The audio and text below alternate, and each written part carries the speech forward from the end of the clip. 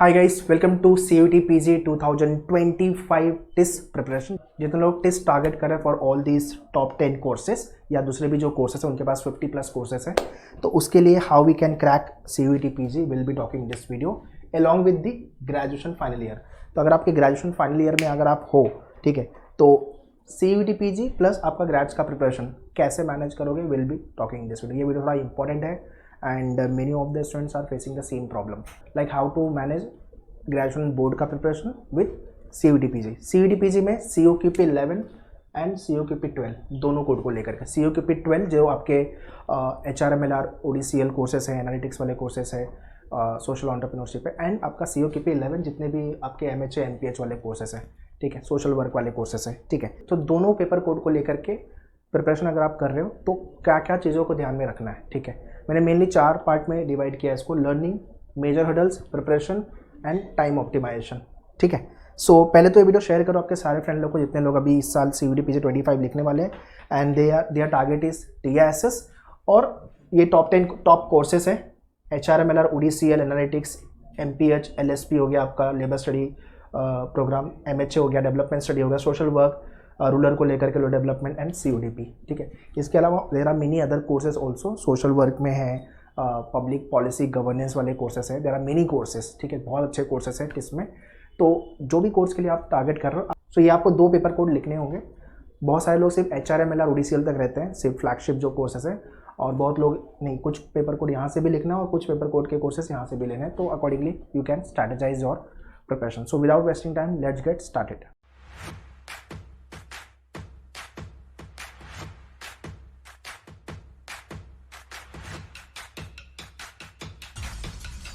सबसे पहले let's talk about the learning part, ठीक है।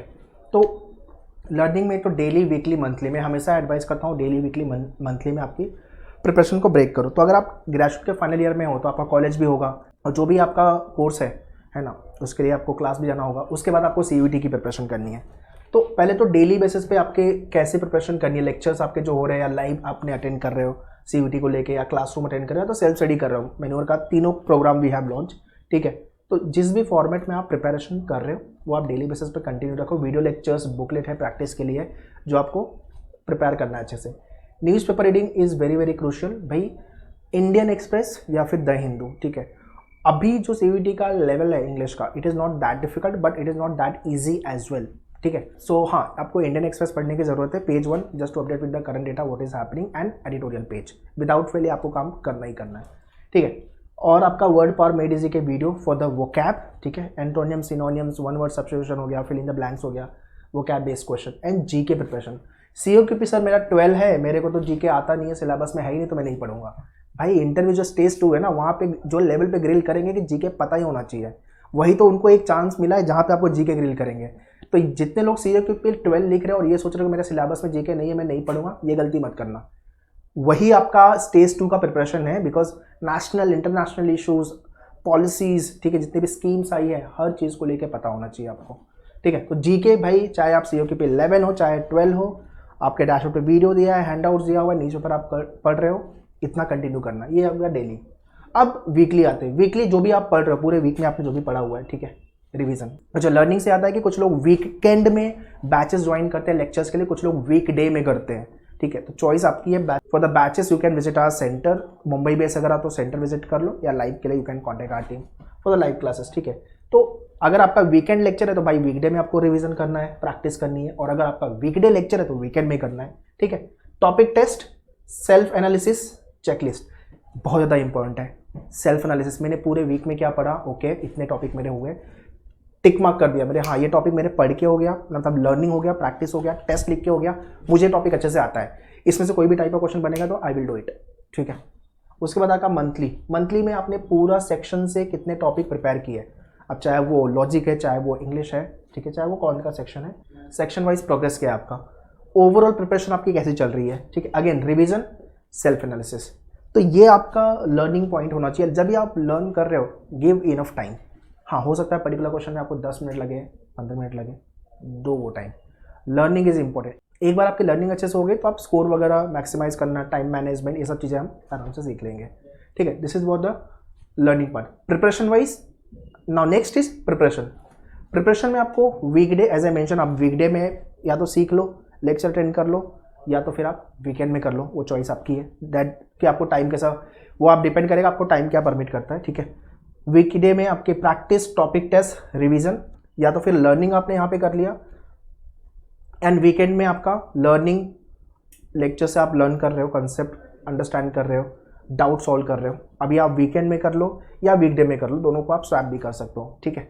तो मेरा कहने का मतलब है कि जब आपका लर्न करके हो गया तो मेन काम आपका आता है जहाँ पे आपको प्रैक्टिस करना है, एनालिसिस करनी है, टेस्ट लिखना है और अपने आप से पूछना है कि हाँ ये टॉपिक मुझे ढंग से आता है कि नहीं आता है, क्या टाइप के क्वेश्चन में प्रॉब्लम है, वो टॉपिक को वापस से लिखो। इसलिए आपके डैशबोर्ड पे easy, moderate and difficult topic test 3 format में दिया हुआ है। पहली बार जब हो गया ईजी वाला टेस्ट लिखो, topic test will give you time pressure 10 question 10 minute, ठीक है। एक बार आपका टॉपिक टेस्ट में लेट से 10 क्वेश्चन है, 10 क्वेश्चन 10 मिनट के लिए होता है, आपका 7-8 आ रहा है तो मतलब नॉट बैड, ठीक है। उसके ऊपर जा रहा है तो और अच्छी बात है। फिर थोड़ा सा वापस से थोड़ा टाइम निकल जाए, लेट से कि आप मंथ वो टॉपिक को लेकर के फिर वापस से रिवीजन करो, मॉक मॉडरेट वाला लिखो, वापस से वो रिकॉल हो जाएगा आपके लिए। This is how you should prepare, okay. तो ये हो गया आपका preparation part. Now let's talk about the main मुद्दा जो आपका है, which is nothing but time कहाँ लग रहा है ग्रेजुएशन के साथ साथ आपका, ठीक है। मेजर हर्डल्स क्या क्या आ रहे हैं, ठीक है। मेजर हर्डल्स में एक तो कॉलेज के लेक्चर अटेंड कर रहे हो आप, अटेंडेंस कंपलसरी है, इंटरनल एग्जाम्स है, प्रोजेक्ट है, असाइनमेंट है, यहाँ पे आपका टाइम गया कॉलेज को लेकर के, ठीक है।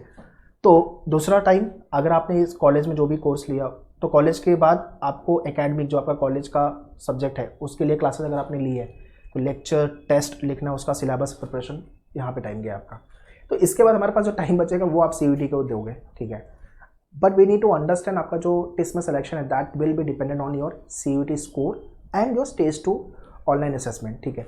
मैं ये नहीं बोलूँगा कि ग्रेजुएशन में अपने को स्कोर नहीं लाना, वहाँ पे भी अच्छा लाना है अपने को, बट एट द एंड ये आपका CUET का स्कोर मैटर करेगा।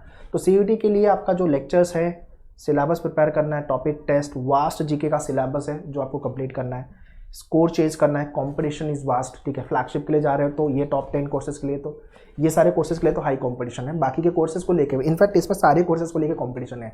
जितनी भी सीट है इनटू 10 करना, उतने लोगों को वो बुलाते हैं स्टेज 2 में और उसमें से फिर सीट को फिल करते हैं। This is what they filter the candidate. So how you will manage, यार यहाँ पे टाइम जा रहा है फिर यहाँ पे जा रहा है टाइम, तो सिंपल है। टाइम कैसे ऑप्टिमाइज करोगे, कॉलेज और या कॉलेज के लिए जो आपने क्लासेस लिया हुआ है, ट्रैवलिंग टाइम यूज़ करो। आप GK प्रिपेयर कर सकते हो, वोकैब प्रिपेयर कर सकते हो, ग्रामर कर सकते हो, word power made easy go through कर सकते हो, काफ़ी चीज़ें हैं जो करने के लिए। ट्रैवलिंग टाइम यूज़ करो, लेट इवनिंग, अर्ली मॉर्निंग या मॉर्निंग का या इवनिंग का टाइम यूज़ करो, other time which if you get, ठीक है। हॉलीडेज एंड वीकेंड, ये सारे टाइम यूज़ करो आपकी CUET प्रिपरेशन को लेकर के, ठीक है। मैं आपको बता रहा हूँ कि टाइम कहाँ आप सेव कर पाओगे।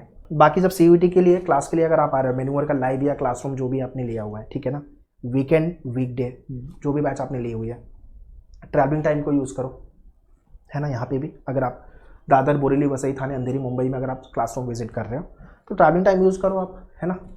और हॉलीडेज, फेस्टिवल, भाई इस साल तो आपके पास टाइम ही नहीं है फेस्टिवल ज़्यादा सेलिब्रेट करने का। जिस दिन फेस्टिवल, हाँ उस दिन कर लो, बाकी टाइम भाई आपके पास ये 2 एग्ज़ाम मैनेज करना है। अभी के लिए करियर इंपॉर्टेंट है, सेलिब्रेशन पूरी ज़िंदगी भर करते रहेंगे, ठीक है। तो ये वीडियो शेयर करो आपके सारे फ्रेंड लोगों को, जितने लोग ग्रेजुएशन के साथ साथ CUET टेस्ट टारगेट कर रहे हैं and they really want to crack it in 1 attempt, first attempt only. तो ये सारे चीज़ें हैं जो आपको करने की ज़रूरत है।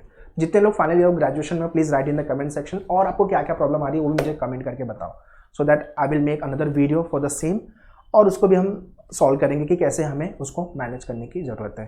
Prepare very well, first attempt में अपने को टेस्ट में सिलेक्शन चाहिए without fail. This should be your attitude. All the very best, thank you.